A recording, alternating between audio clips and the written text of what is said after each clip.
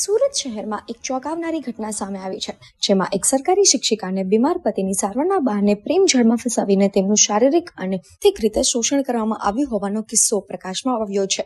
આરોપીને શિક્ષિકાનો અંગત પળોનો વિડીયો પણ ઉતારીને તેને બ્લેકમેલ કરી છે. આખરે તે વિડીયો વાયરલ કરીને શિક્ષિકાને બદનામ કરી હતી. આ મામલે ડિંડોલી પોલીસ સ્ટેશનમાં નોંધાઈ હતી ફરિયાદ. ગાંધીનગર ક્રાઇમ ન્યૂઝમાં આપનું સ્વાગત છે. આ અનુસાર ડિંડોલી વિસ્તારમાં રહેતી અને સુરત મહાનગરપાલિકા સંચાલિત શાળામાં શિક્ષિકા તરીકે ફરજ બજાવતી 46 વર્ષીય મહિલા 2 સંતાનોની માતા છે. મૂળ મહારાષ્ટ્રના ધુલિયા જિલ્લાની આ મહિલાનો પરિચય તેની શાળામાં અભ્યાસ કરતી 2 સગી બહેનોના પિતા વિજય અર્જુન આગળે સાથે થયો હતો. શિક્ષિકાના પતિએ ટીબીની બીમારી હોવાનું જાણીને વિજયે તેમની સાથે સંબંધ વધાર્યો. તેણે પતિની સારવારમાં મદદ કરવાનું બહાનું આપીને શિક્ષિકાનો મોબાઈલ નંબર મેળવ્યો અને તેની સાથે વાતચીત શરૂ કરી. ધીમે ધીમે તેની મિત્રતા પ્રેમ સંબંધમાં પરિણમી. વિજયે શિક્ષિકાને ગોડાદરા ધ પેલેસ બિલ્ડિંગમાં આવેલી એક હોટલમાં લઈ જઈને શારીરિક સંબંધ બાંધ્યા હતા.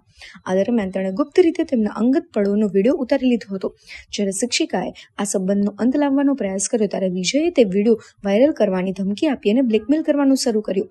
આ ઘટનાઓ ચાલી રહી હતી ત્યારે ડિસેમ્બર 2024માં શિક્ષિકાના પતિનું અવસાન થયું. પતિના મૃત્યુ બાદ વિજયે શિક્ષિકાના ઘરે જઈને પણ બળજબરીથી શારીરિક સંબંધ બાંધ્યા હતા.